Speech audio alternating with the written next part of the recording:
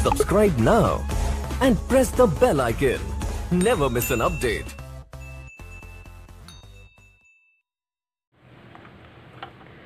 Hello दोस्तों, मैं Damini Animesh classes Banka के इंग्लिश सेशन में आप सबका बहुत बहुत स्वागत करती हूँ।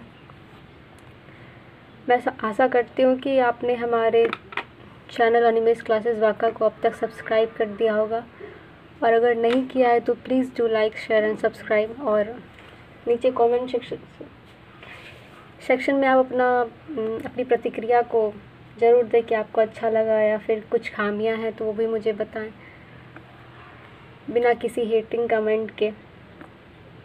तो चलिए आज हम शुरू करते हैं इंग्लिश का ये सेशन। तो दोस्तों, हमने लास्ट क्लास में पढ़ा था, अपनी पहले क्लास में, कि mixing of alphabet is called word. मतलब कि जितने भी अल्फ़ाबेट्स हैं ABCD, जितने भी वाउल्स, कॉन्सोनेंट्स, इन सब को मिलाकर के क्या क्या क्या बनते हैं? वर्ड बनते हैं। और हम एक चीज़ और कह सकते हैं कि word is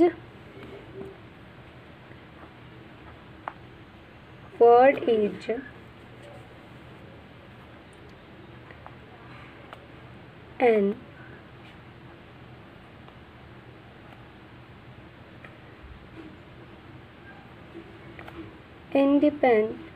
independent unit of letters। तो हमने क्या कहा कि word is an independent unit of letters. मतलब कि कई सारे एक जो है, एक लेटर्स जो हैं सबके अपने अपने अलग पहचान है कि ये B है, ये C है, ये D है। तो ये सारे के सारे वर्ड्स, लेटर्स जो हैं वो मिल करके एक वर्ड बनते हैं। इसीलिए हमने कहा कि word is an independent unit of letters. जैसे कि एक एग्जांपल ले लेते हैं हम, कि हमने लिखी कॉपी। क्या लिखी? कॉपी। अगर हम लिख दें OPYC, तो क्या ये कोई मतलब देता है? आप सब कहोगे नहीं, ये तो कोई मतलब नहीं देता है, इसका क्या लिखा हुआ है, कुछ समझ में नहीं आ रहा। और मैं इसी वर्ड को, अगर इसी लेटर्स को अगर मैं व्यवस्थित तरीके से अगर लिख दूं कि COPY कॉपी, तो आप कहोगे इसे तो या तो नकल करना कहते हैं, है ना? नकल करना कहते हैं कॉपी को। तो आप सबको समझ में आया ये चीज़? अब हम आते हैं, ये तो आपने समझ गया कि वर्ड कैसे बने होते हैं, अल्फ़ाबेट से बने होते हैं, मिक्सिंग ऑफ अल्फ़ाबेट से। और वर्ड क्या है? एक कई सारे लेटर्स का एक इंडिपेंडेंट यूनिट है ना? मैंने आपको मतलब समझाया कि कैसे हम इस इंडिपेंडेंट यूनिट को लेकर के बना सकते हैं। ओके,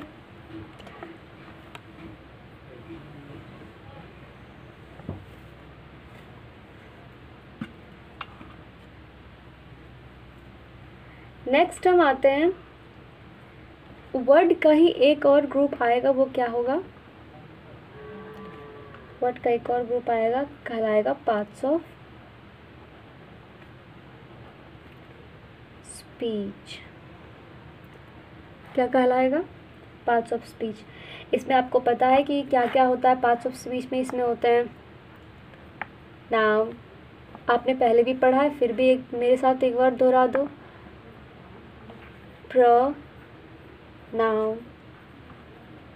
फिर आते हैं एडजेक्टिव। क्या आते हैं? एडजेक्टिव। डी साइलेंट होता है, मैंने पहले ही बताया कि डी साइलेंट होता है, इसमें हमें डी का प्रोनाउंसिएशन नहीं करना है। हम क्या कहेंगे इसको? एडजेक्टिव। ओके, नेक्स्ट आता है वर्ब। ठीक है, अब नेक्स्ट उसके बाद क्या आता है? एडवर्ब। गाइस, थोड़ी सी मुश्किलें आ रही है क्योंकि मैंने अपने घर से इस लॉकडाउन में इन चीज़ों की आप सबको प्रोवाइड करने की सोची है, तो मेरे पास काफ़ी कम फैसिलिटी है, तो प्लीज़ डोंट माइंड। एडवर्ब आते हैं, फिर आते हैं क्या कहते हैं? कंजंक्शन। क्या कहते हैं? कंजंक्शन। आप इसे पढ़ेंगे। मैंने क्या लिखा? मैं सुन पा रही हूँ आप लोगों ने क्या कहा। प्रेपोजिशन, क्या कहा? प्रेपोजिशन। एंड नेक्स्ट आता है क्या? इसे पढ़ के सुनाए। इंटरजेक्शन, क्या कहेंगे हम इसे? इंटरजेक्शन। क्या इसमें आर साउंडेड है? अरे बोलो, क्या इसमें आर साउंडेड है? आप सब, मुझे ऐसा लग रहा है, कह रहे हैं कि नहीं मैम, इसमें आर साउंडेड नहीं है। बिल्कुल इसमें आर साउंडेड नहीं है। हम क्या कहेंगे इससे? इंटरजेक्शन। चलो बढ़िया। अब हम आते हैं कि हमने जैसे आपको पहले बताया कि जैसे हम ये पढ़ रहे हैं पार्ट्स, वर्ड, है ना, इसमें अपन पार्ट्स पढ़ा, इसमें हम आर प्रोनाउंस नहीं कर रहे हैं। तो हम ये आर क्यों नहीं प्रोनाउंस कर रहे हैं, तो ये मैं अभी आपको बताऊंगी। मैंने पहले आपको बताया था, बट मैं अभी क्लियर करूंगी कि हम ये आर प्रोनाउंस क्यों नहीं कर रहे हैं। तो हम ये बोलेंगे कि कोई भी वाउल साउंड, समझ गए, कोई भी वाउल साउंड आर कॉन्सोनेंट के पहले अगर आता है, कोई भी ए ई, है ना, कोई भी आई ओ यू, कोई भी वाउल साउंड अगर आर कॉन्सोनेंट के पहले आता है तो ये वाउल साउंड जो है आर पे ओवरलैप कर जाता है। क्या कर जाता है? ओवरलैप कर जाता है, और आर साउंड साइलेंट हो जाता है और प्रोनाउंस होता है, क्या होता है प्रोनाउंस? ये होता है अ के सेंस में। जैसे हमने कहा पार्ट्स, वर्ड, आ के सेंस में क्या होता है? अ के सेंस में, ना कि आर। ये ओवरलैप कर जाता है वाउल साउंड आर पे, और ये प्रोनाउंस होता है, ये साउंड देता है आ का। आपने समझा? वही नेक्स्ट आता है कि आपने तो ये समझ लिया कि वाउल साउंड के बाद कॉन्सोनेंट अगर आए तो हम क्या करेंगे? वाउल साउंड को आर पे ओवरलैप कर देंगे। बट अगर आर जो ये कॉन्सोनेंट है, अगर ये वाउल साउंड के पहले आ जाए तो हम क्या करेंगे? तब हमें इस आर साउंड को बोलना पड़ेगा। समझ में आया? अगर वाउल साउंड आर के पहले आए तो हम उसे, उस वॉवेल को आर पे ओवरलैप कर देंगे, और अगर आर जो है किसी वाउल साउंड के पहले आए तो हमें उस आर को बोलना पड़ेगा।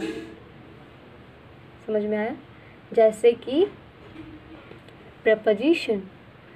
अब यहाँ देखो, मैंने कहा प्रेपोजिशन आर ई, ये वाउल साउंड के पहले आ रहा है तो हमें इसे प्रे बोलना पड़ा, प्रे। यहाँ देखो प्रोनाउन, इस वाउल साउंड के पहले आ रहा गया है तो हमें इसे प्रो बोलना पड़ा। नहीं तो फिर यहाँ देखो आर जो है वाउल साउंड के बाद आया है तो हम इस आर को नहीं बोलेंगे, क्या बोलेंगे इसे? वर्ब। हमने तो वर्ब नहीं कहा, हमने क्या कहा? वर्ब। आप सबको समझ में आ रही है? गुड। नेक्स्ट हम आते हैं इन सब के डेफिनेशन पे। देखो, इन सब की डेफिनेशन बहुत भास्ट होती है, ठीक है, बहुत बड़ी बड़ी होती है। हम जब इन चीज़ों को पढ़ेंगे एक एक करके तो हम उन चीज़ों की डेफिनेशन, अब मुझे बताओ डेफिनेशन होता है या डेफिनेशन होता है? आप सब मुझे कमेंट सेक्शन में बता सकते हो कि डेफिनेशन का स्पेलिंग क्या होगा, बिना कोई और अदर चीज़ सर्च करे। ठीक है, तो मुझे बताओ कमेंट सेक्शन में कि डेफिनेशन कैसे लिखाता है। ठीक है, ओके। नेक्स्ट हम आते हैं, हमने कहा कि हम इसकी डेफिनेशन बहुत वास्ट होती है, बट हम उतने अभी डीपली जाएंगे नहीं, हम ऊपर ऊपर ही आपको एक थोड़ा सा हिंट बस उन चीज़ों का देते जाएंगे और आपको बताते जाएंगे। तो हम पढ़ते हैं, नाउन को क्या कहते हैं? नाउन को कहते हैं नेमिंग वर्ड। क्या कहते हैं? Naming word. ऐसे आप इसका डेफिनेशन जाओगे तो कहेंगे noun is a name of person, plane animal और थिंग, वो सब बात की बातें हैं। हमें बस इतना समझना है कि फ़िलहाल हम छोटे से सेक्शन में बड़े वर्ड को कैसे समझ सकते हैं। ठीक है, चलो फिर नाउन को क्या कहते हैं? Naming word. प्रोनाउन, प्रोनाउन को क्या कहते हैं? प्रोनाउन को कहते हैं replace a noun and pronoun.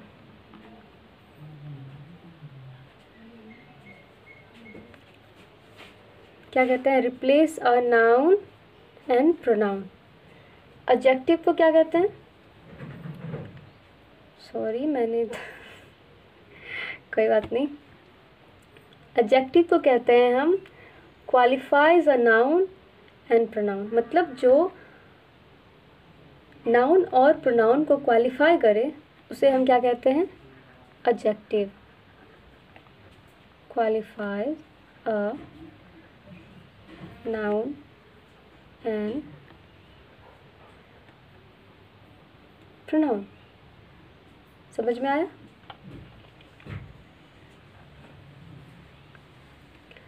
Verb को क्या कहते हैं? वर्ब का भी बहुत बड़ा डेफिनेशन है। आप एक हिंट पे जाओ, बस छोटे से हम तरीके से इसे समझने की कोशिश करेंगे। वर्ब को कहते हैं, समझना इन बातों को, ये बहुत ही बड़ा वर्ड टॉपिक है और इसे हम ऐसे अभी हम समझेंगे। वर्ब को कहते हैं action word.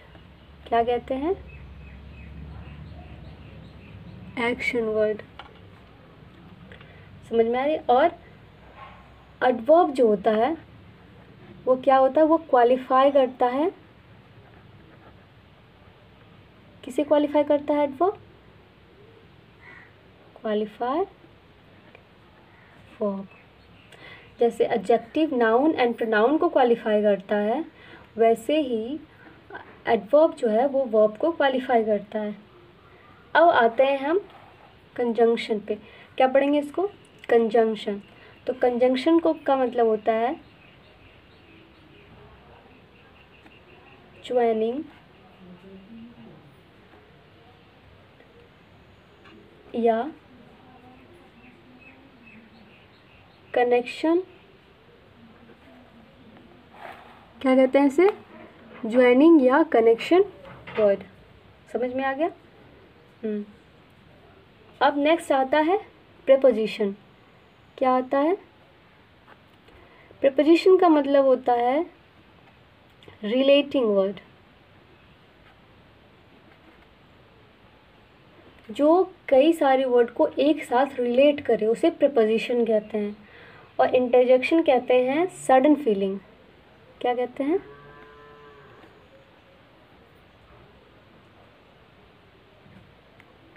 Sudden feeling and exposing word.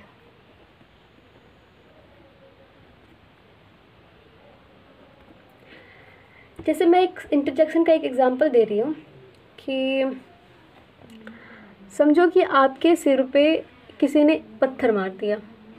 क्या मार दिया? पत्थर मार दिया। आपको चोट लगी। ऑब्वियस सी बात है, कोई पत्थर मारेगा तो आपको चोट लगेगी। तो आप क्या कहोगे? आह, मुझे चोट लग गई। या आप कहोगे ओह, मुझे चोट लग गई।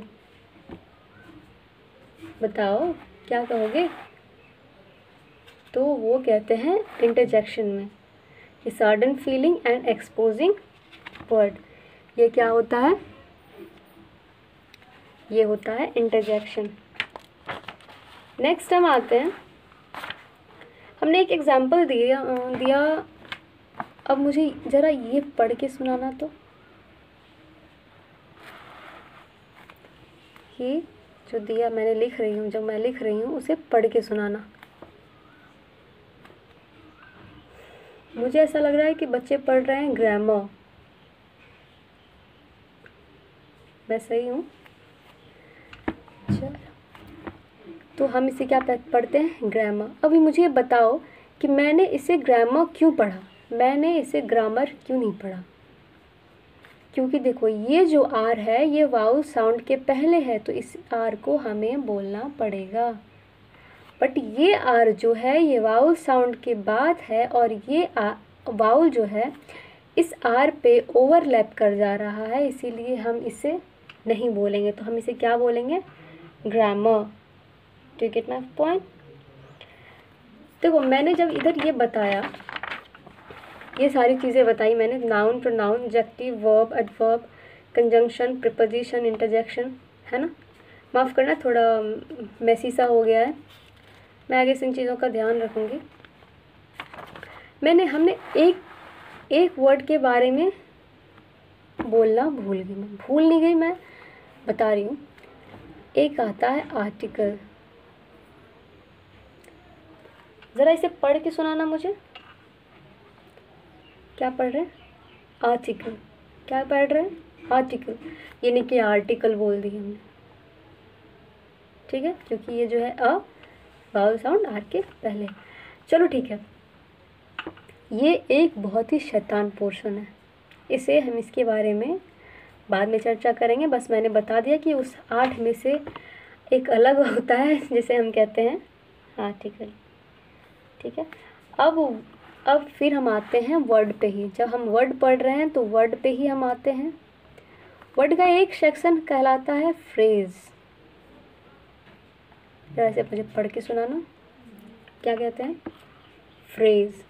फ्रेज हम इसलिए क्योंकि देखो ये वाउ साउंड के पहले आ रहे, इसलिए आर को हम क्या कहेंगे? बोलेंगे। तो हम इसे क्या बोलेंगे? फ्रेज।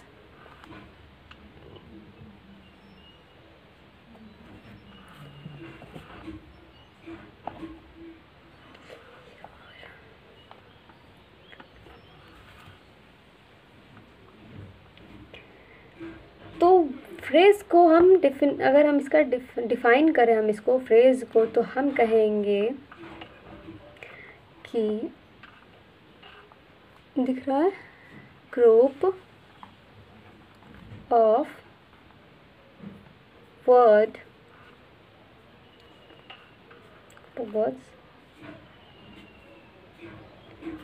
विदाउट कंप्लीट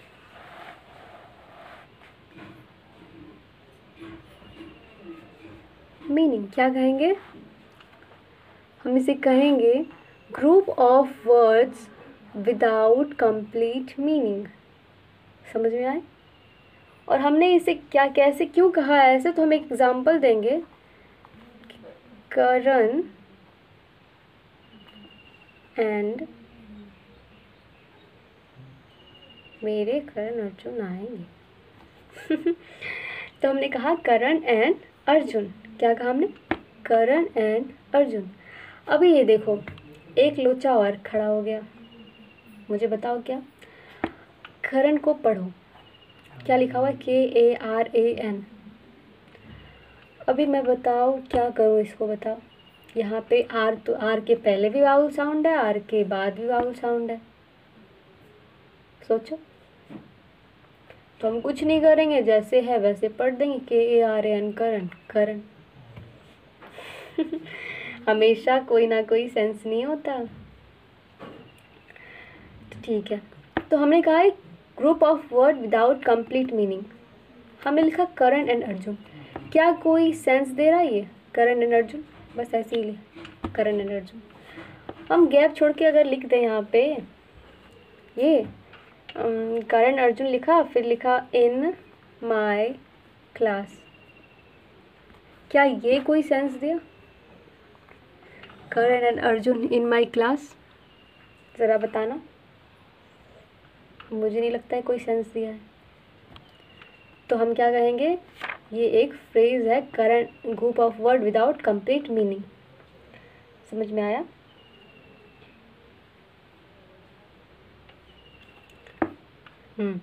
अगर हम यहाँ पे कुछ लगा दें, इस बीच में एक ब्लैंक दे दें और उसके बीच में कुछ भी लिख दें, आर इज़ कुछ भी जो यहाँ पे सही लगे, तो क्या वो कंप्लीट मीनिंग देगी? तो आप कहोगे हाँ बिल्कुल देगी। तो अगर ये पूरा अगर एक कंप्लीट मीनिंग दे देगा तो पता है वो क्या कहलाएगा? वो कहलाएगा सेंटेंस। क्या कहलाएगा? सेंटेंस। तो अगर मैं इसकी डेफिनेशन पूछूं आपसे, तो मुझे लगता है आप ऊपर वाले को ही देखोगे।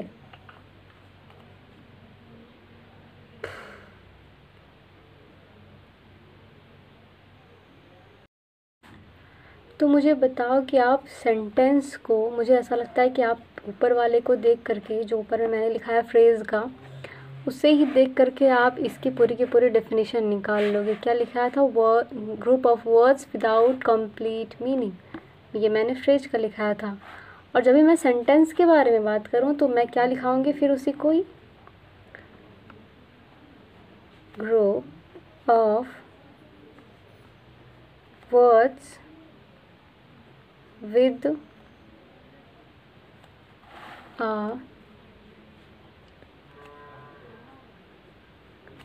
complete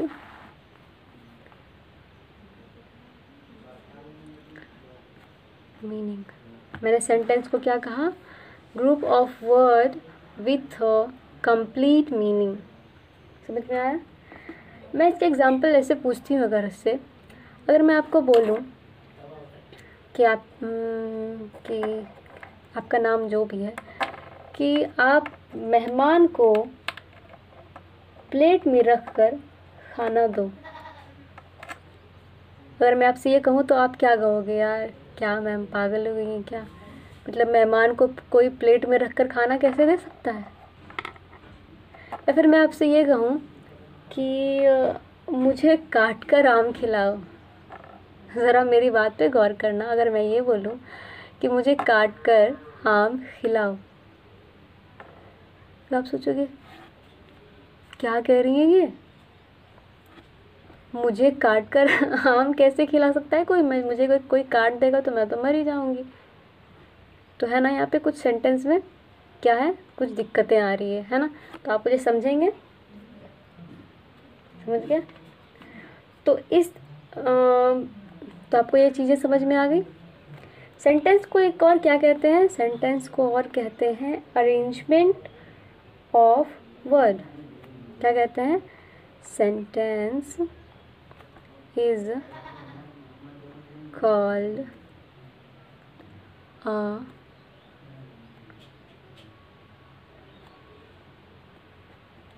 an